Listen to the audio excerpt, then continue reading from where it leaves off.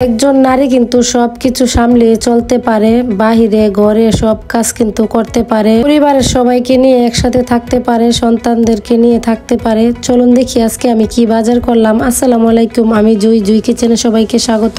আসলে একজন প্রবাসীর বউ হলে কিন্তু নিজেরই বাজার করতে হয়, সবকিছু করতে হয়। স্বামী যেহেতু বাহিরে, তাহে নিজেরই তো সবকিছু করতে হবে। আমি এখানে আজকে বাজার থেকে 3 রকমের মাছ নিয়ে আসলাম।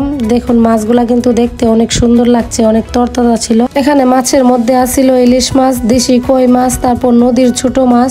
এখানে ছোট মাছের মধ্যে কিন্তু অনেক রকমের মাছ ছিল, বেলে মাছ ছিল, বাইম মাছ ছিল, গুত্তুম মাছ ছিল, তারপর ট্যাংরা মাছ ছিল। সব রকমের মাছ কিন্তু মিক্স করা ছিল। তারপর আমার ছেলেরা যেহেতু মোরগ খেতে পছন্দ করে, মোরগটা কিন্তু লাগবেই। তারপর দেখুন এখানে কিছু সবজির বাজার নিয়ে নিলাম। এখানে সবজির মধ্যে ছিল লাল শাক, ধনিয়া পাতা, তারপর লাউ, সিমের বিচি, টমেটো। আমার ছেলের জন্য দুধ নিয়ে আসলাম, তারপর গাজর নিয়ে আসলাম, লেবু, বাঁধাকপি, তারপর মিষ্টি কুমড়া। এখানে পেঁয়াজ কুলি নিলাম। তারপর বাজারে দেখলাম অনেক সুন্দর কিন্তু বড়ই উঠেছে, টক বড়ইগুলা কিন্তু খেতে অনেক মজা, মিষ্টি বড়ইও নিয়ে আসলাম। তারপর একটি ব্রোকলি নিলাম, কাঁচামরিচ নিলাম, আলু নিলাম।